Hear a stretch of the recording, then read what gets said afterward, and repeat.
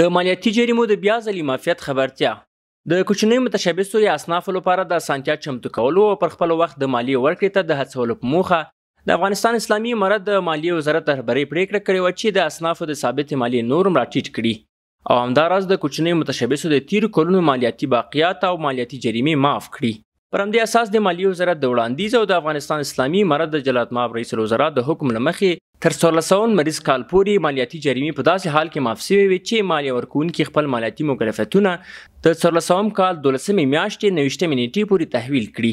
خو د ځینو ستونزو له امله ټول اصنافو او کوچنیو متشبثو ونه سوای کولی پر ټاکلي وخت خپلې مالیې تحویل او د جریمو مخنیوی وکړي. نو له همدې کبله د مالیې وزارت د عوایدو لوی ریاست په وړاندیز او د ریاست الوزرا محترم مقام په منظورۍ د دې معافیت مدت 4 میاشتې نور هم وغځول سوه.